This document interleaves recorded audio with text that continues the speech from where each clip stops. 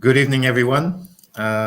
This is a new live space session. I welcome you to what is going to be a very interesting interview with Rene, which I will be welcoming very soon. Let me just give you a brief introduction for those of you who will be watching live space for the first time. Live space is a series of interviews with designers, interior architects, mostly, but not only. Also, different specialists from the construction industry, indeed oriented to interior design. They're organized by AINB, that's the Belgium Interior Architects Association. And today's live space interview is brought to you by, I will just shoot it up the screen, by Vectorworks. And Vectorworks, as you know, is a package of sketching, modeling, 3D visualization, detailing that basically can support the work of interior architects and architects from beginning of a project to the end. So thank you for this. And let me now welcome Rene so that we can talk about some of the beautiful images that you are already watching. Rene, welcome. Nice to have you with us. Hello, Mauro. Nice to see you again after Helsinki with these beautiful moments you created. Yes, thank you for reminding me that, by the way. Rene, before I briefly showed a couple of images, before we go there, let's learn a little bit about you. How did you get into design, interior architecture, namely? So it was very in the very first beginning. I wanted to be a goldsmith, but then I realized after several trials that this is too much of detailing and too small, and it's nice to do for hobby, but I wanted to create something larger. So there was the option getting an architect or an interior architect. And I'm very happy that I took the choice to be an interior architect and studied this from the very first moment on. I'm sure you are exaggerating concerning the detailing because there's a lot of detailing in your interior architecture project. Yes, but it's on the other, it's in another way, you know. So you create a piece of jewelry, and then it's done. And the piece of detailing in interior architecture and in space, then you have to have more moments and more coordination and specialized craftsmen that can do things you never can do. So when you're being a goldsmith, you have to do everything by yourself. And to working in teams, you can create a lot of more fancy stuff you never did by yourself. So this was the moment of creating spaces. You need people, you need teams, you need some motivation. And so that's what comes to my mind as I started studying. Indeed. Before we go into the kind of projects you do, I remember you told me about a hammam thesis work that you did. Is there some sort of link between this and the work that followed, or your first experiences? Yes, it was my diploma. So today is called master thesis, and it is actually one of the pieces which I'm created like 30 years after it. And so it started as a social moment because you have the Turkish Islamic culture in my hometown in Aachen, but they have not the link between their mosque and a bath. So this was the idea to create a bath, a traditional hammam in Aachen, and to blend in the space of the city of Aachen and the culture of the hammam. And so this was one thing, a social place, so like a social gathering place, and on the other hand, it should be also to find a place for tradition. And then after years, so we created these kind of spaces.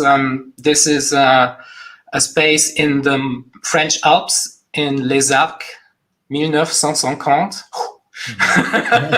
This is all.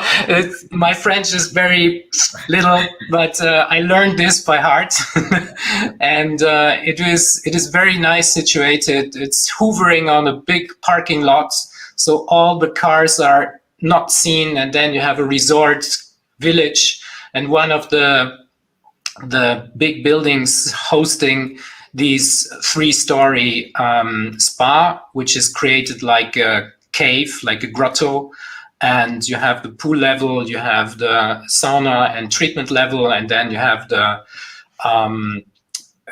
changing rooms and other facilities, and it is created inside the mountain, so you enter from the top and then you're going down more and more deep into the mountain. These images are unbelievable. I'm hoping you will share the addresses with us later on. So you started working on hotel hospitality, I guess, and spa in your first years.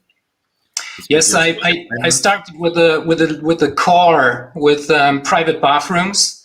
It was my first job, and from there we created bathroom exhibitions for a wholesaler, and the wholesaler gave me the opportunity to start my own business. And then in 2000, I joined with Claudia Schienbein to Schienbein and Pier, and then we created more and more for a French cosmetic company, or we acquired more and more different other places. So what you see now is one space in Porto Platanas, on the island of Crete, and the other is holiday resorts in Fort Arabesque in Makadi in Egypt.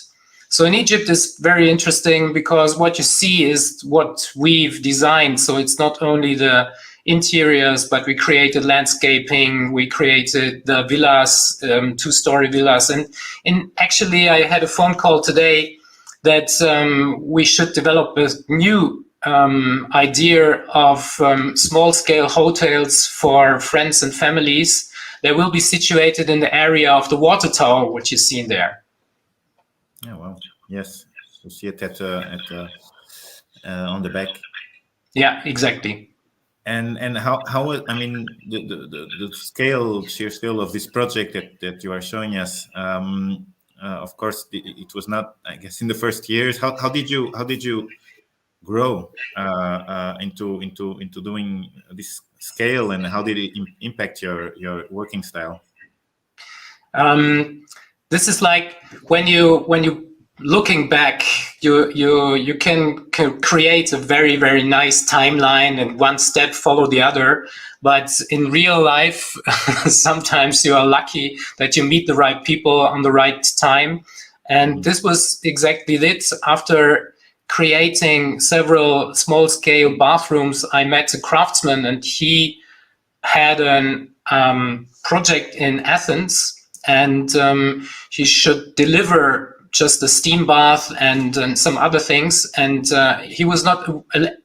he couldn't speak Greece and he couldn't speak English. So how can he work there and communicate with the architect? So he asked me to get as a mentoring link into this project, and it was the health club of the Hilton in Athens. And there I met an GM of Intercontinental, and so he invited us to do this spa in Intercontinental, where we met a French cosmetic company, and this cosmetic company brought us to 13 years of cooperation, where we designed also on the right the beautiful island of Tetiaroa, which was the island of Marlon Brando. So this was like, once in a lifetime you get the chance to do this.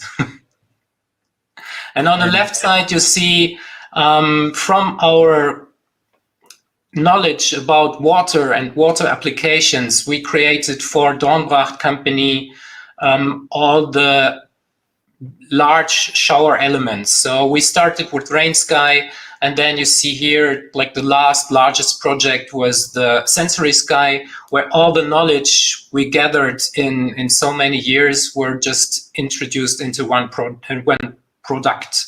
So it's a shower with different programs and lights and different shower applications or water applications. And what you see here is actually fog. So you design Rain Sky? Yes. I had no idea. I know this project for years. I had no idea. This is amazing.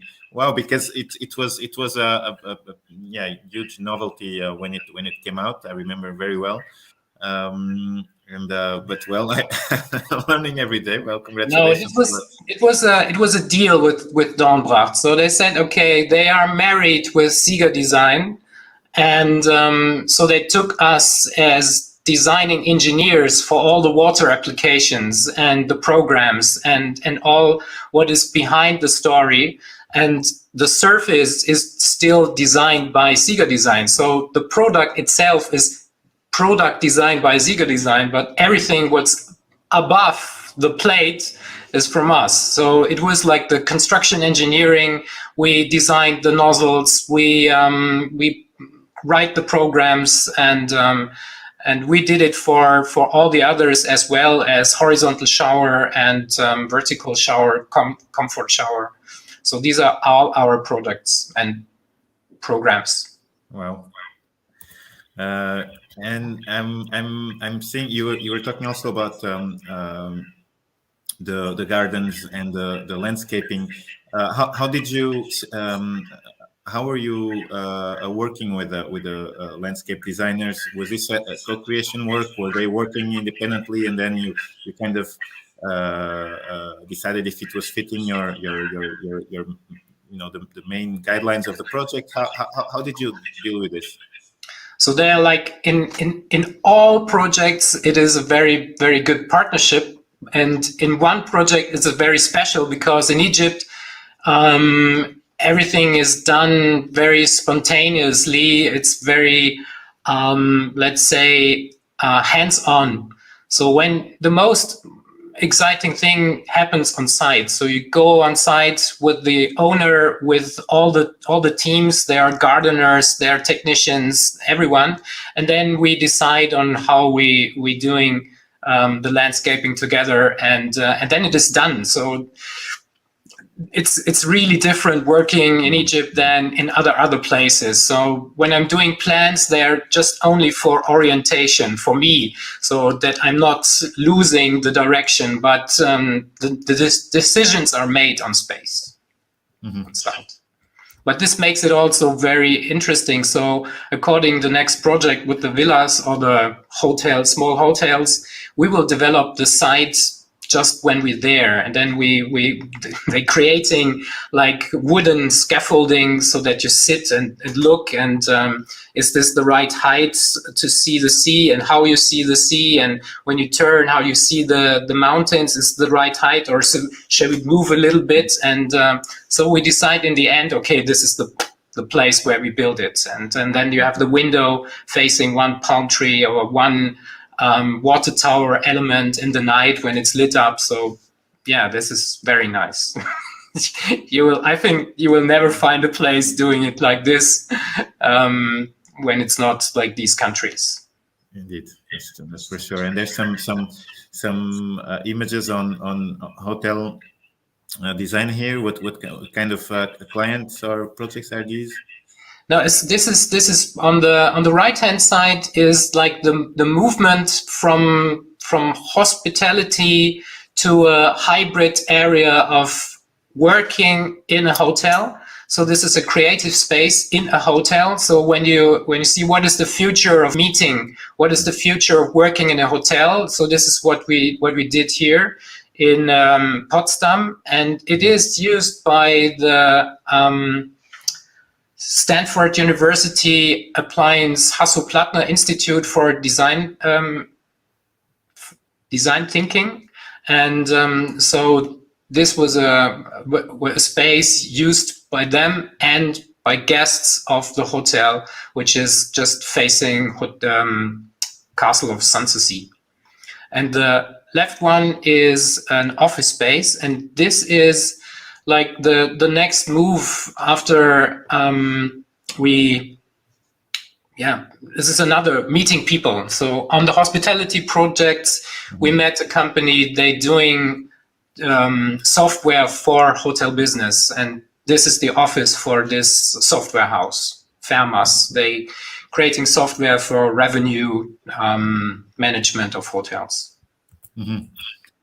You were, I mean, well, COVID hit many industries, the construction industry for sure. I think we were working on office spaces. We were working on restaurant design. All these were very affected. I think the well-being was extremely affected also. I'm supposing in your case just the same, but I guess it created opportunities also. Yes, this is exactly what happened. So when you can put it this way: when one door closes, the other opens, and so we had 2 nice projects, and they were just stopped, and so you realize that you have to do something, and then there is this moment of okay, open this new door, and I'm working as a chair in the Architects Chamber of Baden-Württemberg, and there I was invited to a school conference, and the school conference invited me because I was stating that why in Germany interior architects are not working in school building. And I did it very, very provocative and showing images what the people think interior architects doing, and showed them that there is another approach to schools when you're thinking from the inside, when you're thinking from the school person itself. And then we were invited into a competition for these working spaces for sustainable and future-oriented learning in a digitalized world. So this was the original title of the competition. So that's that's why I put it there. And we won the competition. It is in Hamburg. And so we were introduced into learning spaces, or spaces for digitalized, digital flanked learning. And so one of the main principles is that the work on ECIA, the European Council of Interior Architects Charter of Education for Interior Architects in Europe, brought me to Thune Christine Weikler, and her book on repurposing space is related to social science approach to space. And from these 3 levels of perception of space, we just started with the creating of this competition. And when you see here Karl Richard Montag, the core business of the school is learning and not teaching. So learning is the key, and learning is the most effective when it's understood as an active and interactive process from the learner's perspective. So you have to support the self-oriented learning in a school, but it's not realized very often. Let's put it this way. And the area we see here is a school building almost 100 years old in Ise Straße in Hamburg. So that's why it's called FAB Lab. So it's not a fancy abbreviation, it's just the name of the street. And so the regular 3 classrooms, as you see them with the windows, they were parted into different learning settings. And it starts from the stairs when you enter. And this is one of the most interesting spaces. I was, let's say, coaching a thesis work in Hochschule für Technik in Stuttgart, and Aline Moosmann, she focused on the space in between. so the threshold space. So before you enter, there is a moment of you're outside, not inside, but inside, not outside. So this is a very particular moment, and you can enlarge this space with meaning. And so we thought that this is the change of minds. You're coming from an analog oriented physical world, and now you enter a new world where there is more opportunities than just the analog physical. And this is what this changing of mind means. And then you enter different learn settings, but they come in the later presentation. And this is just the moment where Albert Einstein just focused on change. So if you think the way you have always thought, you will act the way you have always acted. And if you act, you have always acted, you will achieve what you always achieved. So if you want to have more, you have to change. You have to change your mind. You have to change your perspective. You have to change the way you think on things. So the threshold space is very it's a very important place of changing your mind.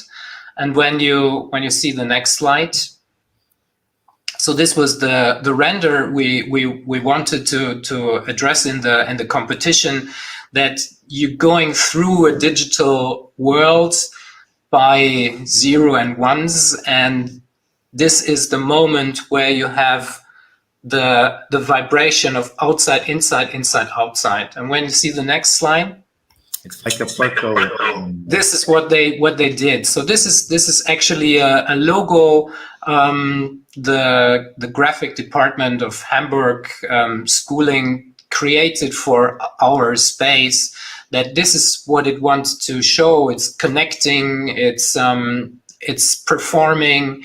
It's learning. It's interaction and production, and all together in this space. And the space is communicating through this projection. So when you see the next one, so this is a trick movie, a stop trick movie created inside the area, and you show it outside, so everyone can understand. This is things you can do inside, and you can learn inside to communicate through stop trick movies. And there is millions of opportunities to create this vibration of inside outside with the results created inside the area. And it's an ever-changing, image movie. So basically, it can evolve in time, and you can integrate all sorts of messages that you want to pass through the image creation. Yeah.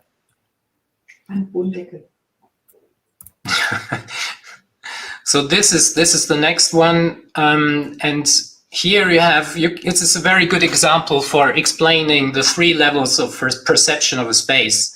So the first level is the mental space. So we come up from the idea why all the good parties end in the kitchen.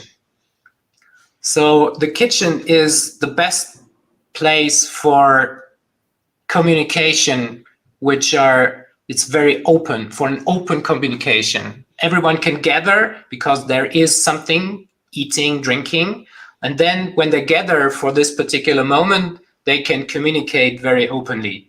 So that's why we put the coffee machine just in front of the middle and created this plus-shaped furniture where you can meet, where you can sit, where you can gather. And one of the special ideas is to have always different shapes of acoustic elements. So this hood above it shows, okay, this is a centerpiece where people meet and they talk loud. So there is the sound absorption. And then you have other areas that are more related to work cafe, like you get in and you have your desk and you have your laptop areas in front of the window, and you can look out of the window. And I think on the next slide, you see the very, very, very, very special moment. This was our project manager from this project is Mr. Dr. Seid, and he was really behind the realization of a coffee machine in a seminar room of a German school, because it took 1.5 years to get it realized. And it's not technically, it's legally, because the teachers, they are not allowed to perform coffee in a way that the government offers the coffee. So the coffee machine has to be extraterrestrial. So it is like a automat. And because we are in a digitalized world, this automat is a digital controlled coffee machine. So everyone, the teachers, the scholars, everyone can have a coffee, can pay the coffee, and the coffee is made on site, but it's the whole service around is not related to the school. So that's behind it. It's very complicated to explain. And also in German, it's a very hard decision and Bewirtungsrichtlinien. So when you work with the government, you will know this is really hard stuff. But you see it's done. And now what is also in this space is self-directed learning. So when you create an area with self-directed learning, you need a process as understanding the learner as the active person. And he has to plan his process of learning in an own responsibility and set his own goals and choose his own learning content and own speed. So this is the notion we put in the presentation, these quotes of scientists and pedagogic scientists to prove our ideas that are behind this this project. And when you see this, so this is a screen. The screen comes from the idea of being a showroom of digital technology. So this is a smart monitor, but here is the function of the monitor like a Kanban board in new work. So the scholars come in, the teachers come in, and on this monitor you will have the plan for today, and you have the tasks for today, and beside you have the shelving and cupboards for the materials you should use and select for this particular task you will act today. And you see on the right side these containers. These containers are really flight cases, and they can be stuffed with all the scholar needs for realizing and learning for today's work. And it's been moved inside the whole area. It has a height where you can put your laptop and work on a poof or on a seat or on a sofa, which is situated all around the area. So you're also giving really the opportunity that people appropriate the space the way they want to appropriate space, and they need, following the type of activities they need to carry out throughout the day. That's exactly what is the intention. And also to understand that learning is a process that is on multi-level and multimodal areas. So people are learning better when they're concentrated. There are people that are learning better than when they perform. There are people learning better when they create. There are people learning better when they interact. So you need all these different enabling spaces to support the learning. So where is the focus now is this green floor. So why is this floor green? Because this area is the performance area. You have the arena shaped furniture. It's a very good product from Finland, where you can press it together, move it, throw it out again, and use it as an arena shape for introduction of a project, or like showing an audience what you performed. And so with the green, you have the the opportunity to create a video and take out the background so that you put yourself wherever you want. And so this is just a moment where you start performing, where you start interacting and having the footage for an own video production. So this is like the image out of the competition. And so the next shows this was our Christmas card.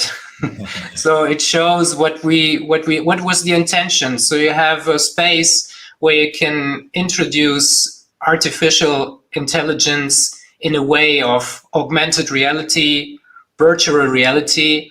And so this is shown in this collage. So this girl is handing the laptop and showing the Christmas tree, which is not there because it's in the view of the VR. So it's just happening what's possible in there. Mm-hmm. But it's pushing the functionality of a space to really to the limits. This is really interesting. And that's the main case is you have these limited square meters, and every square meter has to have a lot of functions to fulfill the needs of the different approaches to learning. So the next one is the think tank, where learning is really analog to the idea of Scrum in the new workplaces.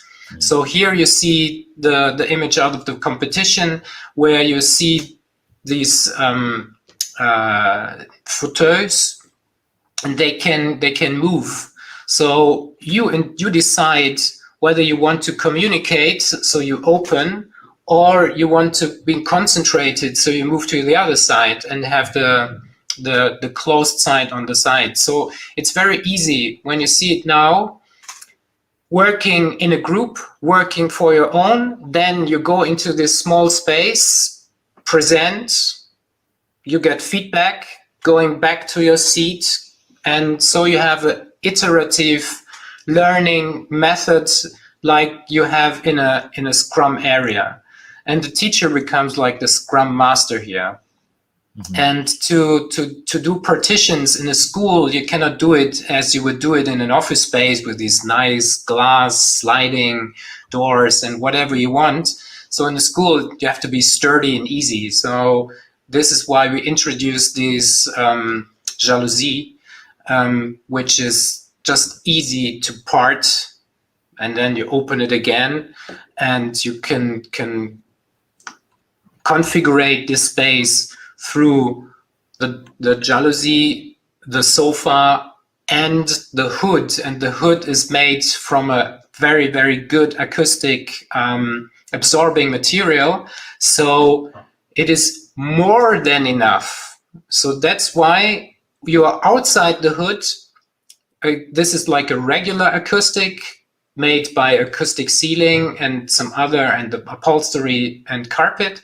And then when you enter this hood place, it is more than enough. So it's got like a little bit of feeling of into being in an acoustic office, in a recording office. And there you lower your voice. So this is like an own idea of sound absorbing and getting low voiced without doing a lot of technology. It's just through their own ear, because it sounds different. Then your voice is lower, and then everything's get lower, and the ones outside are not disturbed what's being done inside. Yes, I think that also, I guess the material itself communicates. It gives you that impression of acoustics, and therefore you also adapt your voice when we see this kind of materials. Yes, so this is exactly what you said. So when the perception of space is with all your senses. So your eye gives you an information up front. Okay, so the different material, it's looking soft, it's looking different, it has got another color. And then you coming closer, then your voice and your ear is being backed up by the view, and then you have the haptic with, okay, it's really soft, and so this space is getting experience in a way that you exactly know what to do without like 2 pages of description. And then this is like a page where you have like 6 different options how to use the space. It's in German. Anyway, so it's the group of learning, it's conference, it's more groups, and then you have like the option of enlarging the space of the single fauteuils, and they have a complete open space where everyone is computing with everyone. No, and I guess it's also important to guide the users sometimes to give them some ideas how they can use the space. They might come up with their own configuration that the architect hasn't foreseen, but helping them out to start off the conversation with this kind of schemes, I find it very useful to transmit and to communicate. Yeah, this is exactly what happened. So during the Corona time, it was the official opening. So you see here the whole work group from the institute, the City Institute of Hamburg, and they created a video from going through all the areas, and the project manager, Dr. Seid, showing the ability to turn the screens when you have like more text-oriented presentation, or you want to have more like a drawing on this board. And so this is like really, really good explanation for using this new technology, because the one doing the performance on the monitor just swiped it to the little devices. You will see there is in the sofa one sitting has its small device, and it's just flipped on them. And so you can flip it back and forth, and the listeners can interact with the performer and back and forth. And it's very, very easy. And this is like the option of digital technology. It's opening. It's not something which is aside from us. It's just open up more opportunities. Mm-hmm. And giving a very immersive experience and engaging experience, I would say, to have this the practical side of being able to change the perception with the content and doing it when needed, and exactly you were explaining, the person just rotated the view, which then for the content he was showing was the best format scale. Without complication. Yes, but of course everyone is just afraid of, okay, now the connectivity is gone, so the whole thing's gone. So of course, yeah, this is one of the main problems in Germany, that you can apply all this nice technology, but when you have a small cable, when you have a small connectivity, then you are the fool. But this is what's not on our hands. So we can say, okay, give us the big cable and give us the good connectivity, and then of course it works. But on the other hand, this was very important for the pedagogues, that showing the interaction between working with hands and working with digital technology. And that's why there is the creation of the FAB Lab, where you have different areas. You have a presentation area. This is this mobility. I think most of the listeners of today or viewers today will know where this furniture is from. And but it's very nice stackable, because you just do this clamps, you didn't no tools for it, and so all the scholars and the pupils can do it by themselves and create their own presentation mood for what they created in the FAB Lab. Mm-hmm. And you see the different 3D printers, and it was decided that they use the ones that they're creating by themselves. So they come up with a box, and they have to put them together and then start printing. So it's not like a printing workshop where you come with your stick and put it in, and then it's something happening. So no, they are just really involved in the process of printing. On the left-hand side, you see a projecting device for short distance, and you see the little glossy on the wall. So the whole wall is a whiteboard. So there is no gap. So you can write with the whiteboard marker all on the wall, and so there's no limit. So there's maximizing functionality here. I also see that the wooden wall is acoustic, micro-perforated, and with some bigger holes, which I suppose it's to hang different elements on the wall also. Yes, exactly. So it's made by the production company. We said they have to drill in another rhythm as the acoustic holes, larger holes to put sticks in, so that you can have tools hanging and other stuff they want to, like the filament of the you see it there. Yeah. Mm-hmm. Very interesting. And then also in school you have to introduce inclusion. So that's, you have height adjustable tables that if you're coming with a wheelchair, getting the table lower, that you can work in sitting. You want to stand up, getting the table up and working there. So this was very, very worthwhile to look at the right products for it. And it is definitely also very hard to introduce new furniture to schools, because in Germany there is let's say a different way of purchasing.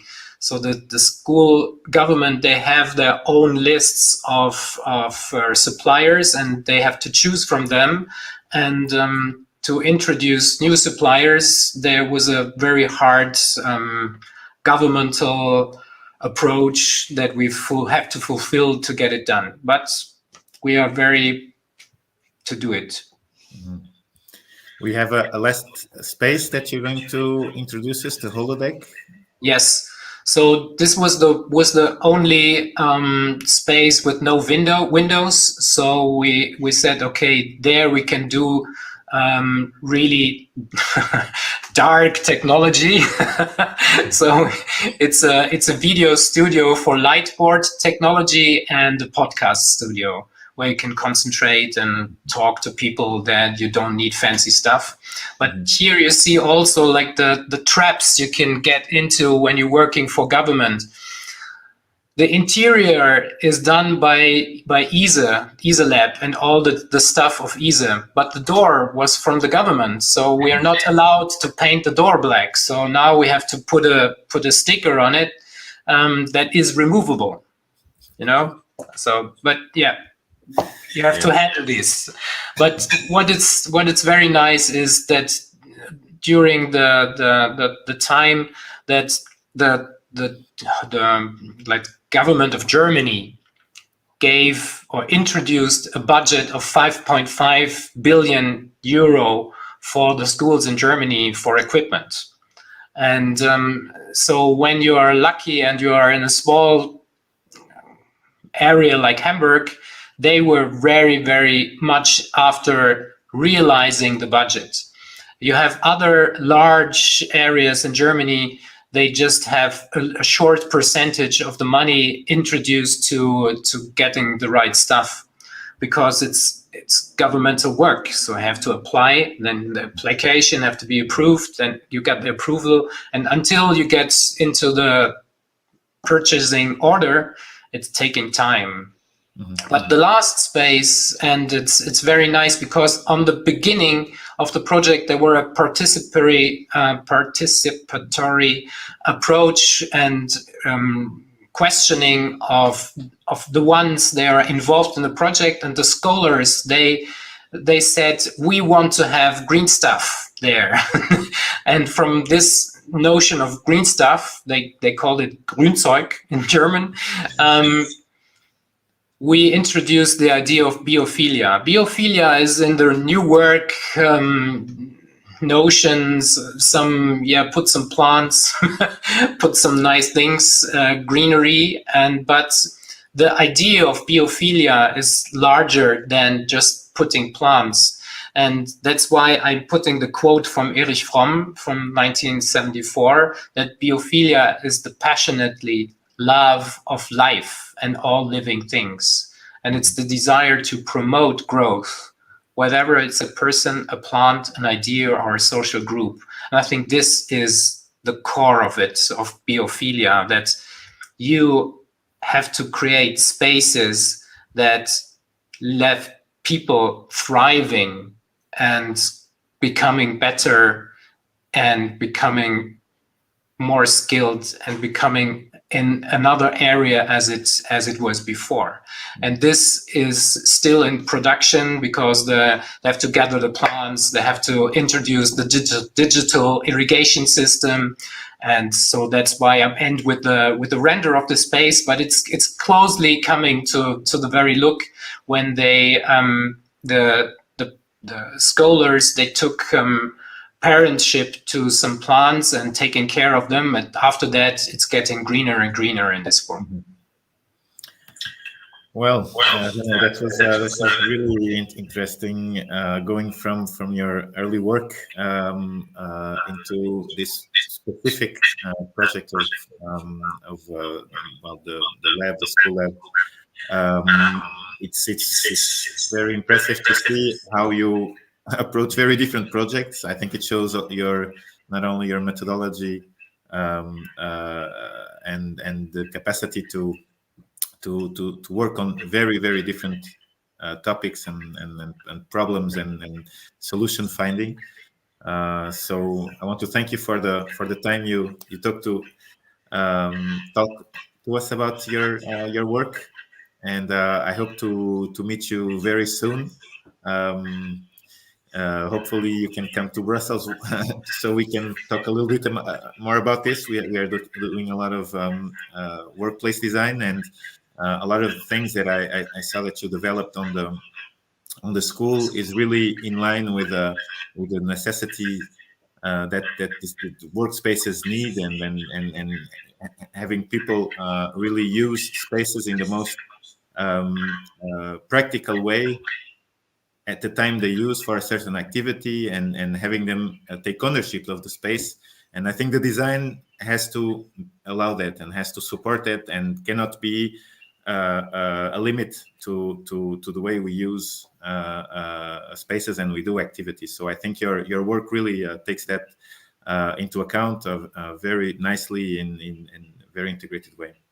Yes, thank you very much. And I just have to say that what we've done in Helsinki was a very good approach to the idea of how you create a group through performance.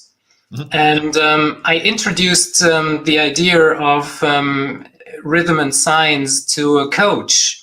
And she was so interested in about this, because you created a group out of people that just get to know each other in one day. And on the end of the day, they were all in one rhythm. So this was really magic. And I really appreciate this moment. And I really wanted to take this idea further, that when you are let's put it this way, when you're going to a site, and there are craftsmen, and there are contractors, and there are other people that don't fit together, so to create a moment where they feel that they're grooving, that they are in the same rhythm, and then they work much better, I'm very sure. So maybe this is what we can develop for a new approach of cooperation on the site. Maybe just to give a little context to this for the viewers, we were having, after nice dinner with a group of I think 6 or 7 people, we gathered around in a circle and we made a little rhythmic exercise, voice and clapping, and it was improvised. And indeed, it was very nice. A little bit difficult in the beginning to have everyone connected, but by the end, we were kind of tuning in and vibrating at the same time, and it was indeed super nice. I hope we can have another moment like this, Rene. Of course. Now we know. Then I think we will start from the next level to go further up. Amazing. Well, thank you very much, and it was really nice talking to you. Thank you very much, Mauro, and have a nice evening. And to all of us, stay tuned. Thank you very much. Thank you. Again, we during LiveSpace, we mostly contact interior designers from Belgium, but we've been inviting 3 to 4 times a year designers from abroad, and this is why we invited Rene to show share his experiences and his very interesting work. So we will be doing this in the future again, maybe for next LiveSpace that will be on 2nd of December with Caroline Latter. I'm not sure yet who the interviewer will be, but I'm definitely looking to discover her work. So I will leave you here. Thank you very much for watching, and see you soon.